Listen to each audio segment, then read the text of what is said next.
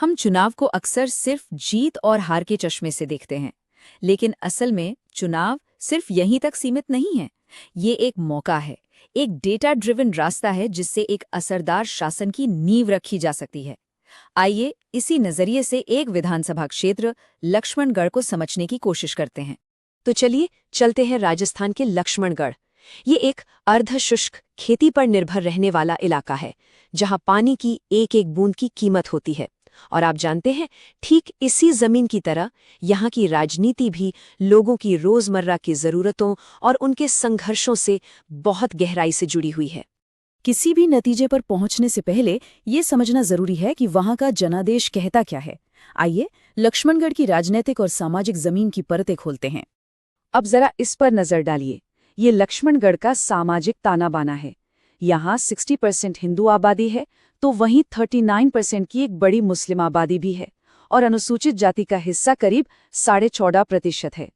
देखिए, ये सिर्फ आंकड़े नहीं हैं, ये वो समीकरण हैं जिन्हें साधने के लिए हर पार्टी अपनी रणनीति बनाती है, क्योंकि हर समुदाय की अपनी उम्मीदें हैं, अपने मुद्दे हैं, और यहीं से राजनीति की असली बिसात बिछती है।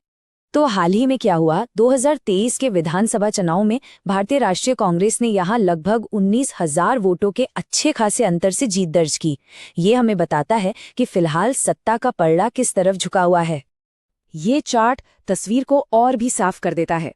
कांग्रेस को मिले 52.5% वोट और बीजेपी को 43.7%।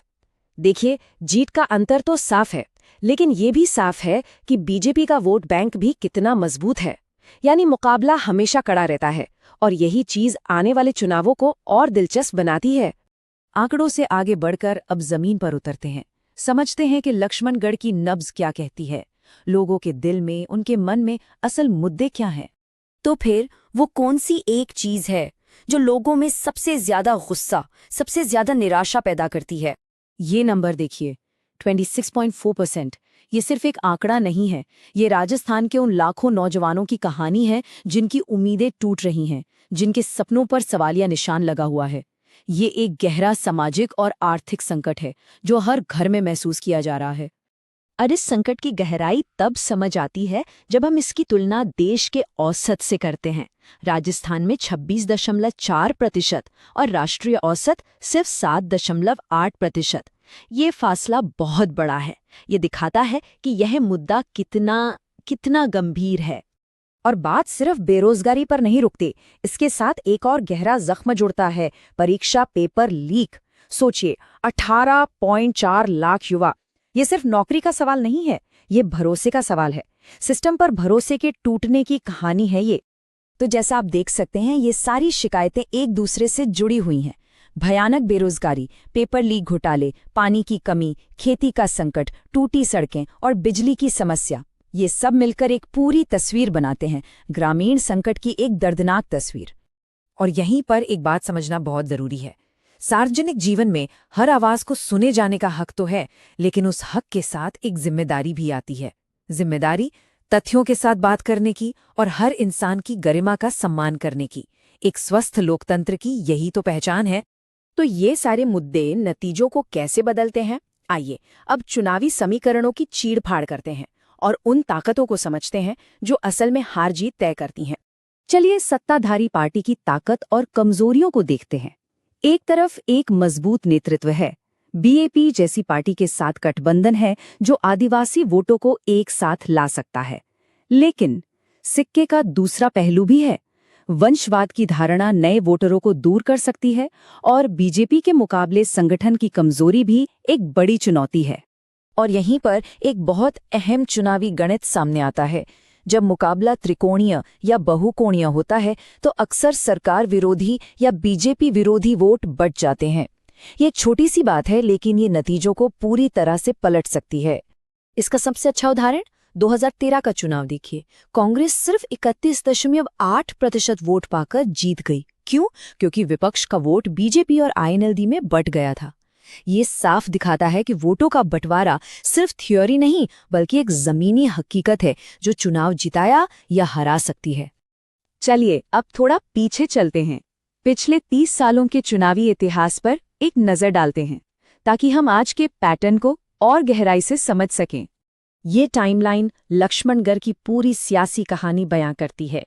1993 में कांग्रेस की बड़ी जीत से लेकर 2003 में बीजेपी की इकलौती जीत तक और फिर 2023 में 76.5% का रिकॉर्ड तोड़ मतदान।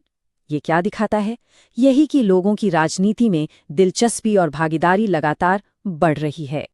ये टेबल पिछले 7 चुनावों का पूरा बही खाता हमारे सामने रख देती है। हम साफ साफ देख सकते हैं कि कब किसका पलड़ा भारी रहा, वोट प्रतिशत में कैसे उतार चढ़ाव आए और वोटिंग प्रतिशत कैसे लगातार बढ़ता गया। ये डेटा यही बताता है कि लक्ष्मणगढ़ की राजनीति कितनी डायनामिक और अप्रत्याशित रही है। तो इस पूरे विश्लेषण का, इस डेटा का मतलब क्या है? अब हम सिर्फ विश्लेषण से आगे बढ़कर भविष्य के लिए एक ठोस रणनीति की बात करेंगे। एक ऐसा ब्लूप्रिंट जो सिर्फ चुनाव जिताने के लिए नहीं, बल्कि असरदार शासन देने के लिए हो। इसके लिए एक फ्रेमवर्क है जिसे हम चतुर्मुख सिद्धांत कहते हैं। ये एक 4 आयामी रणनीति है: राजनीतिक, सामाजिक, आर्थिक और संचार। मतलब हर मोर्चे पर एक साथ काम करना। जैसे आर्थिक मोर्चे पर बेरोजगारी का हल निकालना और साथ ही संचार के जरिए उस काम को जनता तक सही तरीके से पहुंचाना। और इसे जमीन पर उतारने के लिए एक 90 दिन की ठोस योजना लगती है। चुनाव से 90 दिन पहले बूथ लेवल एनालिसिस से शुरू करके 60 दिन पहले घर घर संपर्क साधना, 30 दिन पहले अपनी कहानी को मजबूती से लोगों के बीच ले जाना और आखिरी 7 दिनों में ये पक्का करना कि हर वोटर पोलिंग बूथ तक पहुंचे। लेकिन इन सब में एक सिद्धांत सबसे ऊपर है। एक आधुनिक अभियान में मतदाता की निजता और उसकी सहमति का पूरा सम्मान होना चाहिए। डेटा का इस्तेमाल लोगों को बेहतर समझने और उनकी सेवा करने के लिए किया जाना चाहिए, न कि उनके साथ किसी भी तरह की हेरफेर के लिए। और आखिर में हम इस पूरे विश्लेषण के सार पर आते हैं, उसकी सबसे अहम बात पर। याद रखिए, स्थायी राजनीतिक सफलता सिर्फ रणनीतियों से नहीं मिलती, वो मिलती है लोगों का भरोसा जीतने से। एक बात हमेशा याद रखनी चाहिए, अगर आप भीड़ खरीद सकते हैं तो आप सिर्फ शोर किराए पर ले सकते हैं, लेकिन अगर आप सच में जीतना चाहते हैं तो आपको भरोसा कमाना होगा। यही राजनीति का अंतिम सत्य है। असली जीत वो नहीं जो गिनती के दिन मिलती है, असली जीत वो है जो लोगों के दिलों में भरोसे की शक्ल में हमेशा के लिए बस जाती है।